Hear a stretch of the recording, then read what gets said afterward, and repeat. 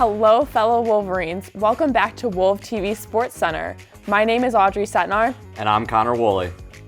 Today we're going to cover men's basketball's games against Purdue and Penn State, ice hockey's split series at Wisconsin against the Badgers, women's basketball's games against Minnesota and MSU, the four Wolverines that were invited to the Reese Senior Bowl, and finally, the men's and women's tennis teams getting invited to the Indoor National Championship.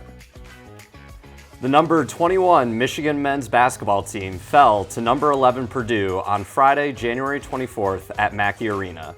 Despite four Wolverines scoring in double figures, led by Vlad Golden's 14 points and 6 rebounds, Michigan struggled to recover from Purdue's 51-point first half. Turnovers and poor three-point shooting plagued U of M, while the Boilermakers capitalized with 18 points off turnovers. Roddy Gale Jr. provided a spark with all 11 of his points in the second half, but Michigan couldn't close the gap against a dominant Purdue performance. The final score was 91-64 Purdue. The team bounced back from their loss at Purdue, mounting a dramatic comeback to defeat Penn State 76-72 on Monday, January 27th at Chrysler Center. Down by 5 points with 2 minutes left, the Wolverines went on a decisive 9-0 run, fueled by Roddy Gale Jr.'s dunk, Trey Donaldson's jumper, and three-pointer in Danny Wolf's crucial block. Donaldson sealed the game with 2 late free throws, finishing with a season-high 21 points, 7 assists, and 4 steals. Wolf added 11 points and 9 rebounds, while Namari Burnett chipped in 10 points. Michigan, now 10-0 at home, forced 18 Penn State turnovers and capitalized with 19 points. The Wolverines will look to build on their momentum as they face Rutgers on Saturday, February 1st. The Michigan hockey team hit the road to America's Dairyland to take on Wisconsin at the Kohl Center in Madison. The Wolverines started off strong in the first game, quickly jumping out to a 4-2 lead approaching the end of the second period, until Owen Mellenbacher of the Badgers potted a late goal, bringing Wisconsin within 1 entering the intermission. Continuing off that momentum, Wisconsin tied the game up with 6 minutes remaining, which was then followed by another goal from Christian Fitzgerald that took an incredible bounce off the skate of Michigan defenseman Dakota Rome Mullen to give the Badgers the lead with 3 minutes left. This proved to be too much for your Wolverines to surmount as they dropped the first game of the series 5-4. Game 2 from Madison the following night saw the Wolverines again come out with a vengeance, scoring 3 goals on their first 4 shots, causing Wisconsin to remove Badger goaltender William Grandma from the game just 12 minutes into the contest. Penalty issues continued to plague the Wolverines for most of the game, leading Wisconsin tying the game 3-3 heading into the third period. A quick goal from Evan Warner gave the Maize and Blue a 1-goal advantage for most of the final frame.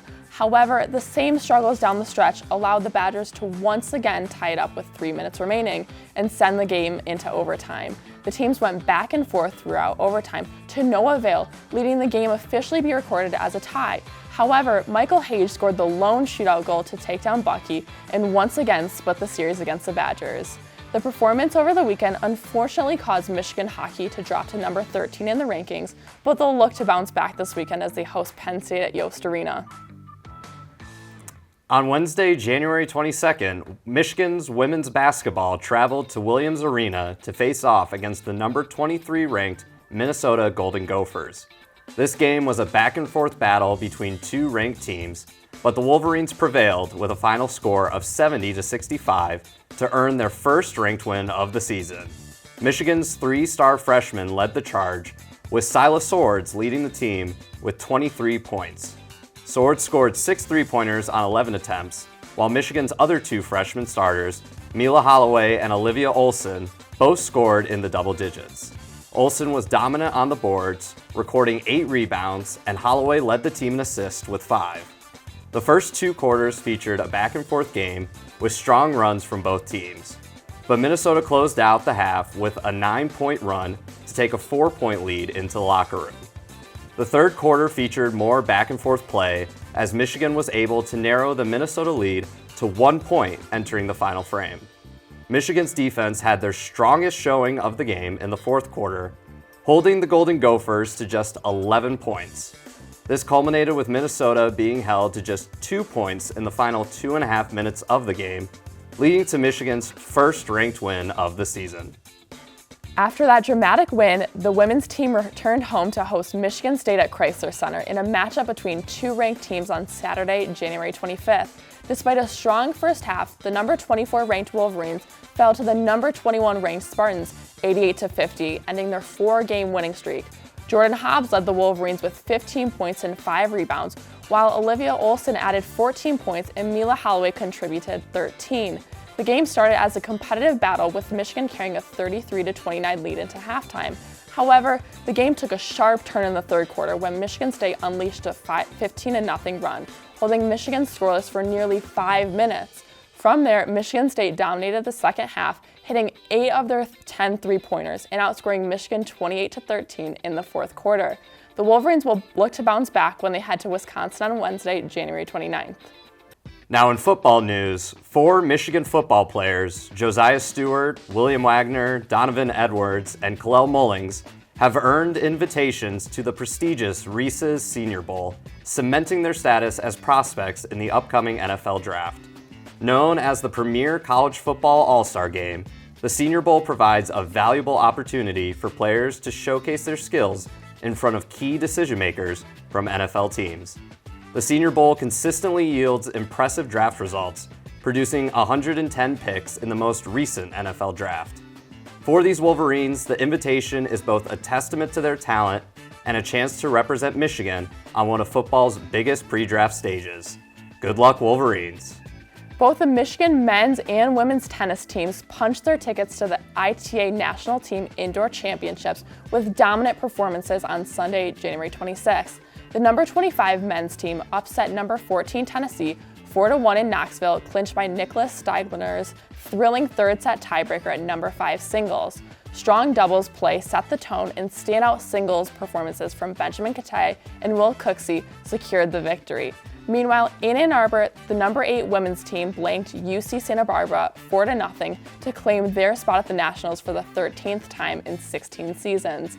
After taking the doubles point, Michigan rode straight set wins from Jessica Bernales, Piper Sharney, and Lily Jones to close out the match. The men now prepare to host NC State on January 31st, while the women head to Virginia on February 1st. Both teams are primed to make a splash at the ITA National Championships next month. All right, Connor, I think we have to talk about both basketball teams. Definitely. First off, that game against Purdue was not an easy one to watch. I felt like, honestly, this was going to be kind of like one of the wins we look at later in the season going into the tournament. Obviously, it did not become that at all. It kind of felt like a trap. Right. And then going into that Penn State, I was in Chrysler Center. It was an amazing game, but it was a little bit too close. Their stats aren't too bad if you really look at them. They've cleaned up the turnovers, but for some reason, they really can't close that gap by much, and it leads them for these critical decisions when coming to close the second half. Yeah, the problem I notice is this is a team that loves to live and die by the three. If we start hitting almost every shot at the beginning of the game, we want to continue that, and we have guys that can have almost perfect nights. But when it starts just brick after brick, we need to remember we've got 2 7-foot guys who can do that screen pass, who can just drop it in the bucket every single time, and it's basically unstoppable when it comes to most of these Big Ten teams. I think we need to really be as versatile as we are in that locker room. Yeah, and this women's team, they're amazing. They were able to beat the ranked Minnesota Golden Gophers. But again, that game against Michigan State, not sure what quite went wrong there. Coming out of halftime like that, 15-0 run, that's a 15-0 run from Michigan State. It's not a good look, but you're playing in the Big Ten with the expansion and with UCLA and USC there. It's an even tougher conference. You're going to have games like that, but I think, and it's a young team led by a lot of freshmen, so you're going to have those games, but I think once it comes to March, I think they've got the right coaching, the right senior leadership. I think they can have a decent run this March. I think they can totally make a run. Thank you so much for watching another episode of WOLV TV SportsCenter. My name is Connor Woolley. And I'm Audrey Setnar. Who's got it better than us? Nobody.